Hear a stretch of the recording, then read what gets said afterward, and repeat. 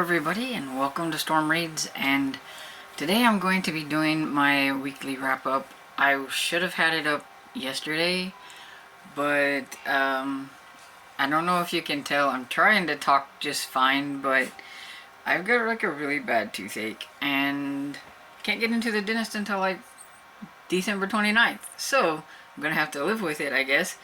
And putting stuff on it and taking ibuprofen and everything, but anyway, it hurts to like open my mouth too far, so it is what it is, and hopefully I sound fairly decent and anything, because I can tell like it just feels weird, you know, but oh well. So anyway, I read, I read 5 books last week, and so not too bad. The first one I'm going to talk about is The Labyrinth of Doom by Stuart Gibbs. It's a short one. This one, and sorry about the ring light, but it's like overcast and, well, it gets darker now, and so I swear it seems like the daylight's gone before I know what's going on. And this one is the second book in the Once Upon a Tim series. It's a lot different than his other books. I mean, y'all know I love me some Stuart Gibbs. And this one is different for the fact that it has these like IQ boosters inside it, which is something different than the other ones. But one thing it has in common with everything else is that Stuart Gibbs likes to educate you, which I think is cool. It seems like there's always something that you can learn in his books. Even his Spy School series, I think you can learn. And when I want to find an IQ booster, I cannot find one. What is up with this? Oh, here we are. And so he puts these like little IQ boosters. It has a little arrow and it says IQ booster. And like this one says nefarious plan. So it says, what does nefarious mean?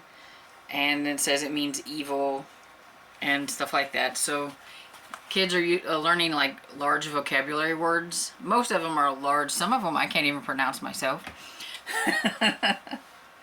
But yeah, that's kind of different and kind of fun. The book talks to you. So I don't know if it, like, what do they call that, talking to the reader. That's how you find like the first IQ booster. Is laborious or laborious, I don't know exactly how you say that. And it says, oh, you noticed an IQ booster arrow. Every once in a while, as a favor to you, I like to use big words. How is this a favor? Well, sometimes when you come across a book as exciting, thrilling, and hilarious as this one, your parents will frown on it because it has illustrations. Then they may suggest that you read something that's more educational, and it names some things, but then it says you can tell them that this is you can tell them that it's educational because there's IQ boosters or whatever is pretty much what it's saying. And so yeah, it was like fun, and it's in medieval type times. We have Tim and Belinda, and they are trying to be knights, and in the first one they go off on an adventure to try to be knights, and with what things that happen at the end, they are still in, like, you know, they survived and they're in knights training. And this one, the people that they defeated kind of in the first one is out to get them and kidnaps the princess again and puts her in this labyrinth of doom in the center, and they have to go through this labyrinth and face all these evil things to get the princess and everything. So yeah, it was fun. I give it 3 stars. Then I finished The Witness by Nora Roberts, and this one is my favorite Nora Roberts so far. I really liked this one. It was kind of like contemporary romance with a side of suspense, because I mean, you get a little bit of suspense stuff going in the beginning, and then you have just the getting to know the characters, and then you have like a little bit of suspense at the end. And you know something is going to happen, you're just waiting like for it to happen. But this has I forgot their names. Oh, her real name is Elizabeth, and then she sees something at the beginning of this when she's like 16, and she has to go on the run because of some things that happen, and she changes her name to Abigail. And then you meet Brooks, who is like the sheriff in this small town where she decides to settle, and he's really interested in her because she's like different and everything, which keeps him coming around, which she doesn't like, but he wears her down eventually. And I just like the way she talks and the way that she acts, because she was very sheltered and very naive in like the beginning, and because of being sheltered the way she was, like she wasn't even allowed to watch certain TV shows or listen to certain music and stuff like that. And so I liked her when she was like that, because she could quote facts. She's very book smart, and so it was kind of fun to see that as an adult. And I was afraid it would change like the tone, because maybe she wouldn't be quite like that, but she's still very book smart and facts, and she's still fairly like not so naive, but just kind of still sheltered, because she had to keep herself away from everybody because she's afraid that somebody might find her and try to kill her. So she, never really had any friends or got out and done anything or any stuff like that. So yeah, I really liked it. I gave it 5 stars. And then I have Wine and Punishment. It's the first book in the Literary Pub Mysteries, I believe, by Sarah Fox. And this one has Sadie, and she got, like, I think downsized, and then her ex has a gambling problem, and so she's trying to get away from all that stuff, and she finds this place that was up for sale, so she buys it and makes a pub out of it. And it's a literary pub because like she has all these specialty drinks that has to do with like literature and things like that, but she also runs a like a book club for different genres and stuff like that. And like in this one, I believe the one that was mentioned was the romance one, but like there's a classic one and things like that. And she makes specialty drinks for the clubs and stuff like that, so it's kind of fun. And in this one, of course, you've got the murder, and she's not quite sure exactly who might have done it. There's a few suspects. She thinks that maybe Grayson, who is another kind of pub owner, he owns a brewery, I believe, and he's not happy with her moving in and doing all this stuff. And so she kind of has her eyes on him, like he seems awfully suspicious, But I called him a cranky pants through most of it.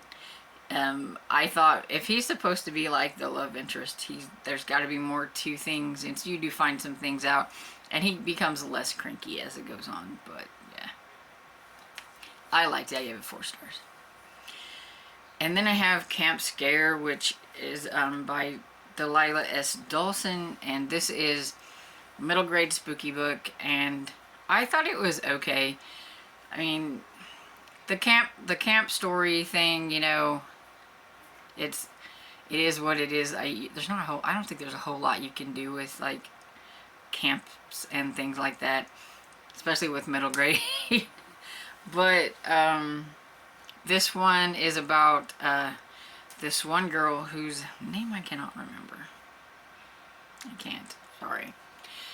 And anyway, she gets bullied at her school, and she thought she was going to be friends with this one girl, and I can't remember her name either.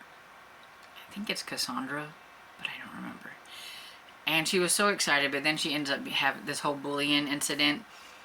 Well, because of that, she gets sent to this special camp, like during the summer. It's like on a scholarship, so she didn't have to pay for it, and she's never been to like a summer camp. So she's all excited, thinks she can reinvent herself and all those things and maybe make a friend. And then she gets there, and that girl is there. Of course. So, like, Cassandra is there, and she makes her life miserable and makes everybody think she's like a liar and a thief and all that stuff. And so there runs like everything. Well, while she's there, she meets this one lonely girl, and she becomes friends with her. But there's a little bit more to the lonely girl and to the stuff. And you find out that there was an incident in like 1980s or something that had to do with a young girl. And, you know, you piece together the stuff and everything. And whenever the main character would say something about a certain girl, something happened to that certain girl. So you kind of start to put, like, things together. And so, yeah, I mean, it was okay. I read this author's middle grade spooky book from last year called Mine, and I liked it a lot better. It was a ghost story, but overall I liked that ghost. I thought it was scarier, and I liked that story better. But this one was okay, and I give it 3.5 stars. Then the last one I have is Wild Man Creek, and this is by Robin Carr. It is the 12th book, I believe, in the Virgin River series. We are getting there. We are, I think, over the halfway mark now. I think there's like 19 in this series. So, and I really like this one. It would have gotten 5 stars. I probably will give it 5 stars, like on Goodreads, but I give it 4.5 stars, and that's because the gardening talk got a little much. This one, the main character lady, who, I'm sorry, I am not being able to think straight. I can't remember her name. Why can't I remember her name? Anyway, she is, at the beginning, something happens at the firm that she worked for. There's a kind of like a sexual harassment thing going on with a guy, and about how he can like make his way up into like the company because of these things. And her boss doesn't know anything else to do but just to let her go and lay her off, and maybe she could just lay low for a while and some things will pan out. So she remembers that her and her sister had went through this small town, and that she really liked this town, so she goes in search of Virgin River. And while she's there, she finds this kind of rundown older house that has a lot of acreage and needs a lot of work, but there were gardens out there, and she remembers gardening whenever she was young with her grandparents or whatever, and all the gardening they used to do. And it kind of like rejuvenates her a little bit, and she's decided she wants to see if she can rent this place. She doesn't need much. She just wants to play around in the garden pretty much. And so that's what she does. Jack rents the place to her. She learns that she can get all these seeds from the seed catalogs and order them online, and she can do all this and that. And so she just goes gung-ho into this gardening. And she is so excited to be gardening, and is so excited to be gardening, and so excited to be gardening. And so, yeah, it got a little much because of the gardening. But, and it's not just like at the beginning of the book, it's through the whole thing. She's so excited to be gardening. But while she's on the property, she runs into Colin, who, is staying with Luke, his brother, to kind of get over a drug addiction that he had because he got injured. And you find out about his injuries and what happened to him in other books that have already been read. And so we knew that eventually he was probably going to get a story. And so yeah, so he's kind of recouping and things like that. And he paints. He likes to paint. He's very good at it. Take pictures, paints, all that stuff. And they kind of meet, and that's how it happens. They get a little romance thing going, but Colin is not somebody who wants to stick around and stay there. He wants to go to Africa, and he wants to do all these things and paint and all this stuff. But she's not sure if she's going to stay there or if she's going to try to go back to, I think it's New York is where she was. But the more she's there, she's kind of thinking maybe she wants to stay around there. But she doesn't want to, like, tell him he can't go and do his thing and stuff like that. So they got to kind of figure out what they're gonna do. And yeah, it's a romance. So you know it's gonna have like a happily ever after. And I liked it, so I gave it, like I said, 4.5 stars. Is this the gardening? The gardening was much. I told my friend, because we were buddy reading it, and I said, you know what? There's a lot of gardening in here. And when she started reading it, she was like, you know, there's a lot of gardening in here. I was like, I told you. But yeah, so overall, I really liked it. It just, it's exciting to have her so excited about gardening, but at the same time, I didn't need a whole book about her being excited to be gardening. But I did like it. It made me chuckle a lot of times and everything. So, and I did like their story, and I can't wait to read another one. So my last book that I have to talk about is Naked in Death by J.D. Robbs, which, as I like to say, is the other Nora Roberts.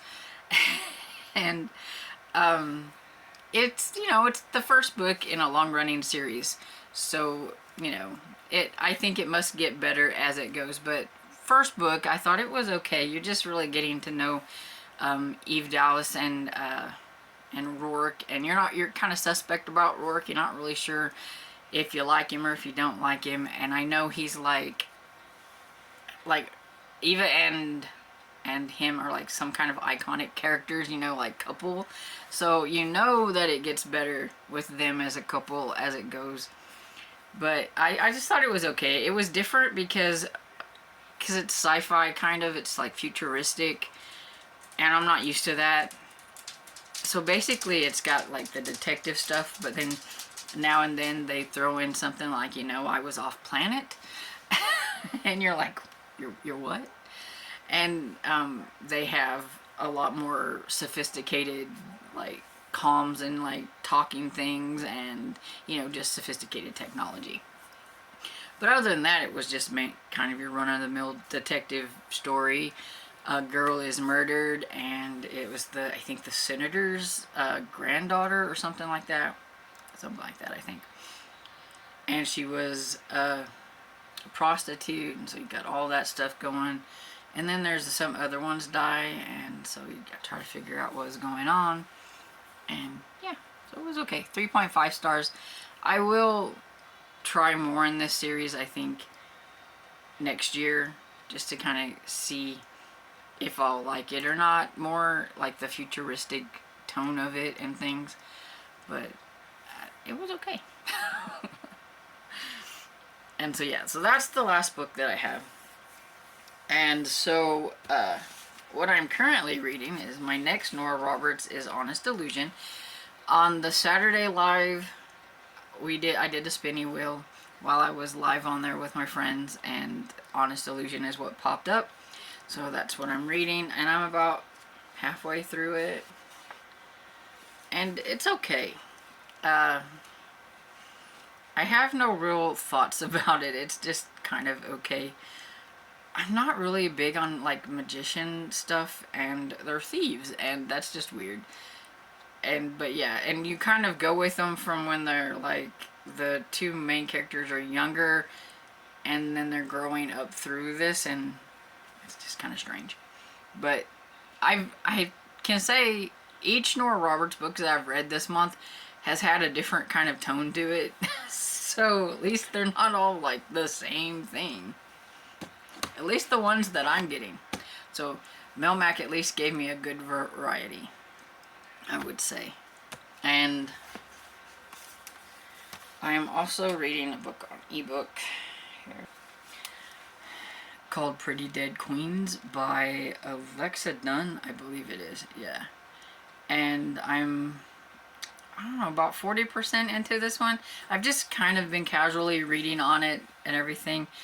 I have an e-arc of it, and this one's already out, and so I'm trying to work on an e-arc. But yeah, it's kind of your run-of-the-mill young adult mystery, I guess, about a homecoming queen that died.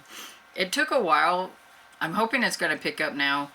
It took till about 30% to get to the murder, and so I thought the beginning was quite slow. So hopefully the rest of it will pick up. And might as well talk about this since I've already opened it, and it's so pretty and I think people need to see it. So I got this in the mail the other day. It's called Delicious Monsters by Lascelles. I don't know if I'm saying that right. Lascelles Sambury. And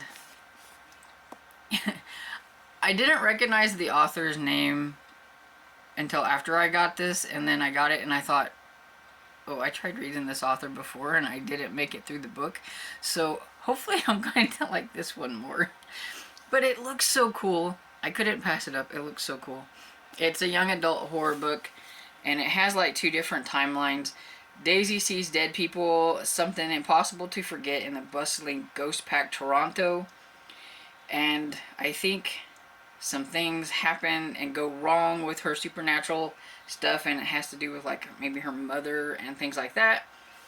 And then decade later, we have Brittany, and she is desperate to get out from under the thumb of her abusive mother, a best-selling author who claims her stay at Miracle Mansion allowed her to see the errors of her way, but Brittany knows that it's nothing but a sham. She decides that the new season of her popular haunted web series will uncover what happened to a young black girl in the mansion 10 years prior and finally expose her mother's lies. And so it says, as Brittany investigates the mansion in the present, Daisy's story runs parallel in the past. Both timelines propel the girls to face the most dangerous monsters of all, those that hide in plain sight. And I know there's quite a few trigger warnings for like childhood sexual abuse, physical abuse, grooming, suicide, gaslighting, the death of a goat, but it was off page, fat phobia, body horror and gore and stuff like that. So make sure you check your content warnings and all that kind of good jazz. But yeah, it sounds really cool, and it comes out in February 2023, and I can't wait to read it. So yep, that's everything. Okay, so have you read any of these books? Let me know what you think about them down in the comments, and I hope you have a good rest of your day. And if you like this video, please give it a thumbs up and subscribe, and I will see you all in the next video. Bye.